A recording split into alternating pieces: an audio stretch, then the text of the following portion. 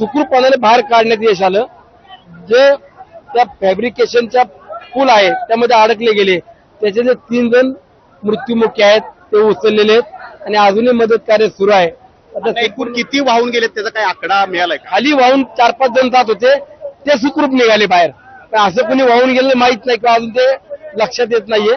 पण खाली पाणी आहे किंवा ते पुलाचा जो भाग खाली पाण्यामध्ये लावलेला आहे त्याच्यात कुणी असेल तर ते आता मदत कार्यातून आपल्याला कळेल थोड्या वेळ। इथं अनेक पर्यटक होते, त्यांच्याशी काही संवाद झाला का? त्यांचं कुणी हरवलंय किंवा त्यांचा अद्याप कुणी सापडलेलं नाहीये? जखमी 1-2 महिला होत्या, त्या महिलांचे काही लोक त्यांना आता दवाखान्यात प्राथमिक उपचाराकरता नेलेले, 3 ते 4 जणांना हॉस्पिटलमध्ये प्राथमिक उपचाराकरता नेले, पण ते ओके, ते व्यवस्थित आहेत।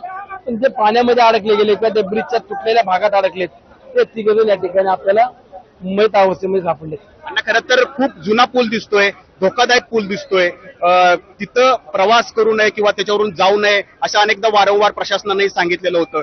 कुणाचा हलगर्जीपणा आहे, कुणाला दोषी धरायचा आता यामध्ये? बघा, शेवटी आता प्रशासन ते त्यांचं काम करतंय, पण नागरिकांनी किंवा पर्यटकांनी सुद्धा सहकार्य करणं ही एक अपेक्षा असते।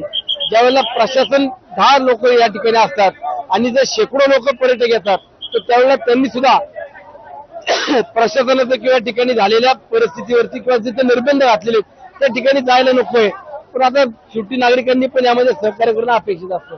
परंतु वेळोवेळी इथं अण्णा दुर्घटना घडलेल्या आहेत, अनेक जण वाहून गेलेले आहेत, मग इथं बचाव कार्याला किंवा कुणी प्रशासनाचा माणूस का नसतोय? इथं कायम माणसं आहेत, पोलीस विभागाचे काही माणसं आहेत, पोलीस स्टेशनचे काही कॅन्टोन्मेंट हद्दीतले सुद्धा कर्मचारी असतात आणि कुठली अशी घटना घडली किंवा एखादा व्यक्ती कोणी पाण्यामध्ये पडलाय, वाहून जातोय तर लगेच मदत कार्य सुद्धा या ठिकाणी असतं। पर्यटक मोठ्या प्रमाणात येतात आणि पर्यटकांना किती आपण निर्बंध घातले तरी त्यांनी सुद्धा त्याचं पालन करायला पाहिजे, एवढीच आमची अपेक्षा असते। रोखलं नाही का त्यांनी? जे इथं होते, ज्यांच्यावरती जबाबदारी होती की पर्यटकांनी या पुलावरती जाऊ नयेत, दुचाकी दिसत आहेत त्याच्यावरती अण्णा, म्हणजे दुचाकीवरनं सुद्धा लोक इथून जात आहेत, त्यांना रोखण्याचं काम नेमकं कुणाचं होतं? आता हे बघा, शेवटी आता माझं हेच म्हणणं आहे की घटना दुर्दैवी आहे आणि अशा घटनेमध्ये नागरिकांनी सुद्धा याच्यामध्ये मदत केली पाहिजे किंवा सहकार्याची भूमिका ठेवली पाहिजे। जिथे निर्बंध घालून दिले त्याचं पालन केलं पाहिजे। आता पुन्हा दोषी धरणार आपण? या ठिकाणी ज्या पद्धतीने ही दुर्घटना घडलेली आहे, बचाव कार्य अद्याप या ठिकाणी सुरू आहे। नेमके किती जण वाहून गेलेत याबद्दलची अद्याप म्हणजे अधिकृत आकडेवारी मिळालेली नाहीये, परंतु 3 जण मृत्यू पावलेले आहेत। 5 जणांना वाचवण्यात यश जे आहे ते या ठिकाणी आलेलं आहे आणि त्यांना आता रुग्णालयात दाखल सुद्धा करण्यात आलेलं आहे। दीपक नाजिम, खरं तर स्थानिक आमदारांनी जी माहिती दिली त्यानंतर खासदार देखील आपल्यासोबत आता काही वेळापूर्वी फोनवरून सोबत होते। त्यांचं म्हणणं हेच होतं की सातत्यानं प्रशासनाकडनं या ठिकाणी आवाहन करण्यात येत होतं, ते म्हणजे की हा पूल जुना झालेला आहे, वाहतुकीसाठी वापरू नये असे देखील फलक काही लावण्यात आलेले होते आणि तरी देखील या ठिकाणी या भागामध्ये मोठ्या प्रमाणात पर्यटक आलेले होते, काही स्थानिक देखील आलेले असू शकतात। त्यामुळे स्वाभाविकच आता प्रश्न उपस्थित होते म्हणजे की यामध्ये दोष नक्की कुणाचा?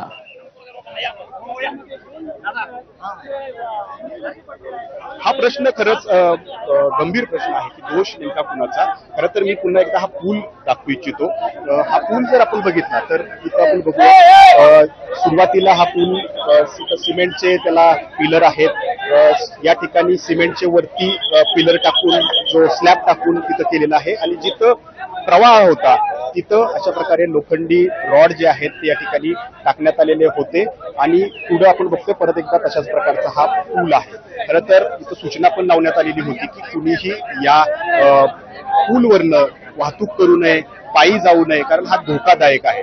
आता यामध्ये प्रशासनाचा तर हलगर्जीपणा आहेच, परंतु जर प्रशासनानं अशा प्रकारच्या सूचना लावलेल्या आहेत तर मग सामान्य नागरिक यावरून का जात होते, पर्यटक याच्यावरून का जात होते, सामान्य नागरिकांची पर्यटकांची काही जबाबदारी आहे का नाही, त्यांनी या सूचनांचं पालन करणं पण तितकंच गरजेचं होतं आणि त्यांनी सुद्धा या सूचनांचं पालन केलेलं नाहीये। जर आपल्याला माहित आहे की पुढे आपला जीव जाऊ शकतो तर मग जीवाशी का खेळावं?